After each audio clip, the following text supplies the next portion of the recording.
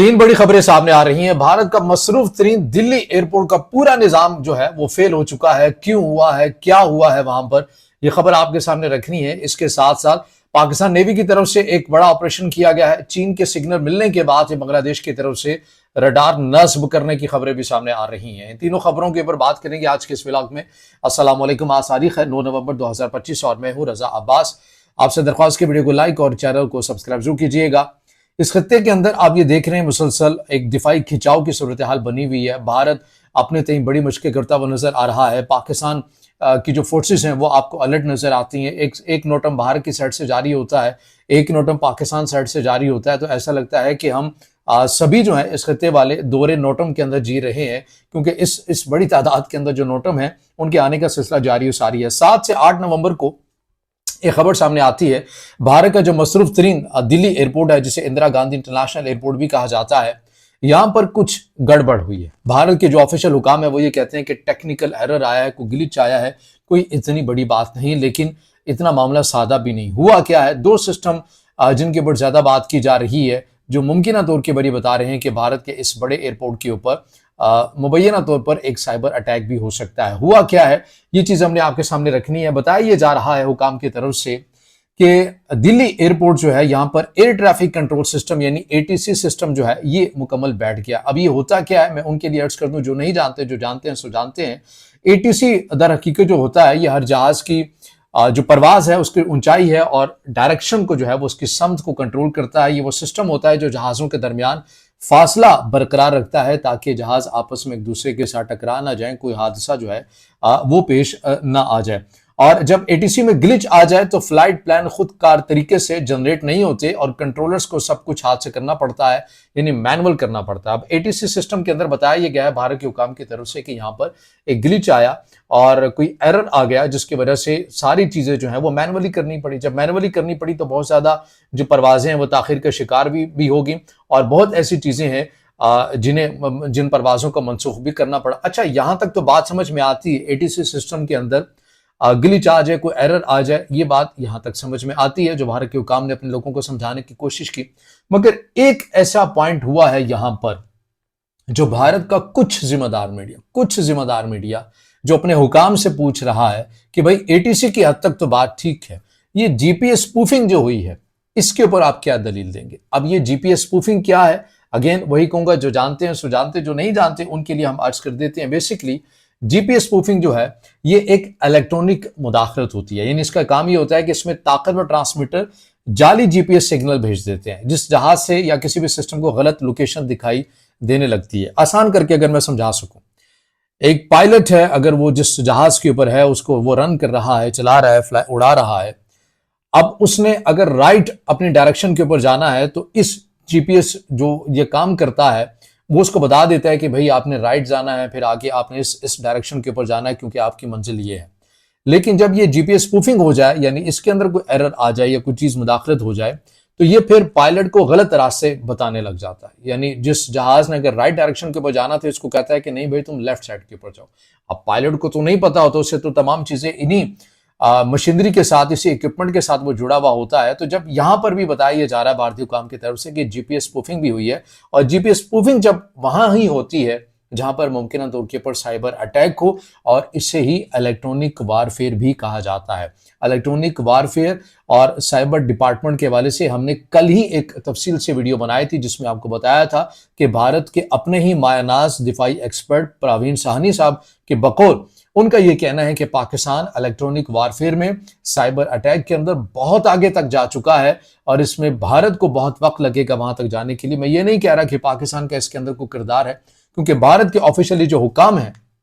वो तो इसे एक ग्लिच ही करार दे रहे हैं, टेक्निकल एरर करार दे रहे हैं। लेकिन बहुत सारे ऐसे लोग हैं जो जीपीएस स्पूफिंग के ऊपर भारतीय हुकाम से सवाल पूछ रहे हैं कि फिर ये जीपीएस स्पूफिंग क्या है। ये तो एक तरह की इलेक्ट्रॉनिक वारफेयर है, और इलेक्ट्रॉनिक वारफेयर का काम ही ये होता है कि जो सिग्नल्स जो लेट्स जा रहे हैं, आप पायलट्स को गुमराह कर सकते हैं उसके जरिए, और अपनी मनमर्जी का पैगाम भी उसको दे सकते हैं, या उसका जो राबता है नीचे कंट्रोल रूम के साथ उसको डिस्कनेक्ट भी कर सकते हैं। तो यही तो इलेक्ट्रॉनिक वारफेयर है। जो जिस तरह ऑपरेशन सिंदूर 1.0 की नाकामी के बाद पाकिस्तान की तरफ से रफाल तैयारों में बैठे हुए पायलट्स को जो गुमराह किया गया, जो उन्हें कहा गया कि उन्हें बिल्कुल ही कुछ नजर नहीं आने लगा, वो बिल्कुल ब्लैंक हो चुके थे, उसके अंदर इलेक्ट्रॉनिक वारफेयर ही का किरदार था। और ये बातें भी उसी तरह की जा रही हैं कि भाईजान यहाँ पर भी कुछ ऐसा साइबर अटैक हुआ, लेकिन भारतीय हुकाम की तरफ से जो ऑफिशियल अभी जो स्टेटमेंट सामने आई है उसमें यही बताया जा रहा है कि ये एक ग्लिच था, लिहाजा जो भारतीय हुकाम कह रहे हैं हम भी वही मान लेते हैं कि ठीक है, किसी जिन की कार्रवाई नहीं होगी, किसी मारखोर की कार्रवाई नहीं होगी। आप ये कह रहे हैं ग्लिच आया तो ठीक है, लेकिन बहरहाल ये कुछ सवालात हैं जो भारतीय हुकाम के लिए अब दर्द-ए-सर बने हुए हैं। एक और खबर ये सामने आ रही है कि आपको पता है कि पाकिस्तान और भारत के दरमियान जो है वो मशकों का सिलसिला जारी है। भारत अपने साइड के ऊपर मशकें करता हुआ नजर आ रहा है। पाकिस्तान की जो नेवी है बिलखसूस वो बड़ी अलर्ट आपको नजर आ रही है। इसी ज़िम्न में ये खबर भी सामने आ रही है कि पाकिस्तान नेवी की तरफ से एक ऑपरेशन किया गया और जिसमें 3 मुबैना तौर पर ऐसे अफराद को गिरफ्तार किया गया जिन पर यह इल्ज़ाम है पाकिस्तान साइड से कि वो भारत के लिए जासूसी कर रहे थे और पाकिस्तान की नेवी की जो नकल हरकत है या उनका ज़ाहिरी ढांचा है, उनकी तामीरात हैं, उनसे मुतल्लिक कुछ लोकेशंस होगी या डाटा हो गया, वो ट्रांसफर करने की कोशिश कर रहे थे और उन्हें जो है वो समुद्री हदूद के अंदर ही गिरफ्तार कर लिया गया है। भारत ने भी कुछ ऐसे दावे किए हैं। भारत का ये कहना है कि 8 पाकिस्तानी मच्छेरों को गिरफ्तार किया गया है और भारत की तरफ से दावा किया गया है कि वो मुमकिन तौर के ऊपर पाकिस्तान के एजेंट बताए जा रहे हैं। तो ये टिट फॉर टैट वाली पॉलिसी आपको एक तरह की दोनों साइड के ऊपर चलती हुई नजर आ रही है। तीसरी और इंतहाई अहम खबर के ऊपर हमने बात करनी है, वो है बांग्लादेश का मैदान। बांग्लादेश के एक लाल मुनीर हट एयरबेस जो है ये सिलीगुड़ी कॉरिडोर या भारत का जो जिसे चिकन नेक भी कहा जाता है उससे तकरीबन बताया जाता है 135 किलोमीटर के फासले के ऊपर है। यहाँ पर ये जो एयरबेस है इसे बांग्लादेश के जो हुकाम है चीन के इश्तराक से रेनोवेशन कर रहे हैं। बड़ी तादाद के अंदर इसकी तामीरें यहाँ पर होती हुई आपको नजर आ रही है। 12 के करीब हैंगर्स जो हैं बताया जाता है कि बांग्लादेश ने यहाँ पर तामीर कर लिया और इससे मुतल्लिक भारत ने अपने शदीद किस्म के तहफ़्फ़ुज़ात का इज़हार किया है बांग्लादेश के साथ। और इसके अंदर पिछले कुछ दिनों के अंदर एक बताया गया है कि एक विजिट हुआ है, भारत की खुफिया एजेंसी के कुछ जो सरबराहान है वो एक वफ़द की सूरत में बांग्लादेश में गए हैं, इसी एयरबेस में गए हैं और बांग्लादेश तरफ से भी ऑफिशियल जो हुकाम थे वो यहाँ पर मौजूद थे। मुलाकात किस एजेंडे पर हुई है, क्या एलामिया रखा गया, ये तो बहरहाल जाहिर है खुफिया मुलाकातें होती हैं, इनकी इस तरह के एलामिया जिक्र नहीं किया जाता, लेकिन बहरहाल लगता ऐसा ही है कि भारत की तरफ से अपने कंसर्न अपने तहफ़्फ़ुज़ात का इज़हार किया गया। वो मैं इसलिए बात कर रहा हूँ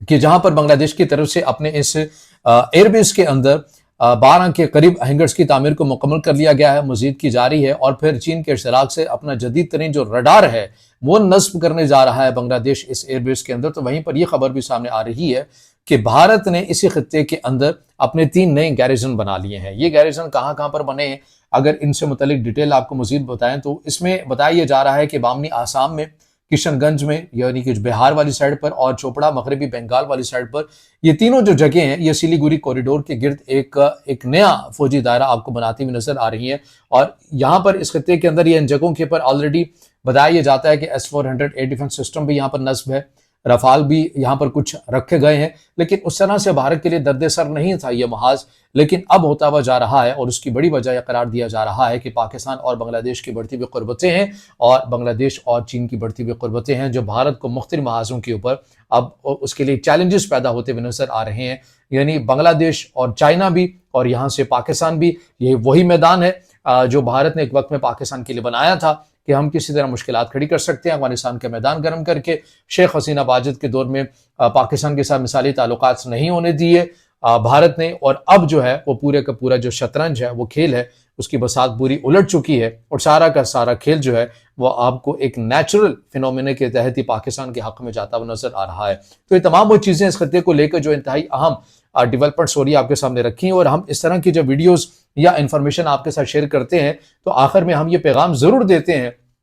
कि जंगें किसी भी मामलात का हल नहीं हुआ करती। आखिर क्यों हम मगरबी ममालिक की तर्ज पर अपने बॉर्डर्स को नहीं कर सकते, ये जो दिफाई खिंचाव है हम इसे ख़त्म क्यों नहीं कर सकते, हम अपने लोगों की भलाई, हम अपने अपने ममालिक की भलाई के लिए, तिजारत के लिए एजेंडा हम ऐसे क्यों नहीं बनाते, हम ऐसी पॉलिसी क्यों नहीं बनाते, हम नफरतों को क्यों नहीं ज़ेर करते, मोहब्बतों को क्यों तकसीम नहीं करते। ये वो तमाम चीज़ें हम ज़रूर कहते हैं और इस उम्मीद और इस यकीन के साथ कि पाकिस्तान और भारत के ताल्लुकात मिसाली हों, पाकिस्तान, भारत, अफगानिस्तान, ईरान, बांग्लादेश, चाइना, इन तमाम इस खत्ते के ममालिक जो बड़े ममालिक हैं, इन तमाम के जो आपस में ताल्लुकात हैं वो अच्छे हों, मस्बत हों, तिजारत के हवाले से हो। यही खत्ता बहुत तेज़ी के साथ तरक्की करता हुआ नजर आएगा। लेकिन जहाँ पर जंगी जनून आ जाए, वहाँ पर सोच आ जाए, जहां पर तोसी पसंदी का फार्मूला आ जाए कि हमने ये मुल्क भी फतह करना है, वो भी करना है, जहां पर अखंड भारत का नजरिया आ जाए, जहां पर ग्रेटर अफगानिस्तान का मसला आ जाए, जहां पर किसी और मुल्क का कोई अगर ऐसी कोई तोसी पसंदी की सोच रखता है, तो वहां पर फिर अमन और तिजारत जो है इन्हें मौके कम ही मिलते हैं और नफरतों को या जंगों को ज्यादा ही मिलते हैं। तो ये तमाम तर वो अपडेट्स हैं जो आपके सामने रखी हैं। अब इससे जुड़ा आपका कोई सवाल हो या राय हो तो जरूर कमेंट में ज़ाहिर ख्याल कीजिएगा, वीडियो को लाइक कीजिएगा, दोस्तों के साथ शेयर कीजिएगा और चैनल को सब्सक्राइब भी।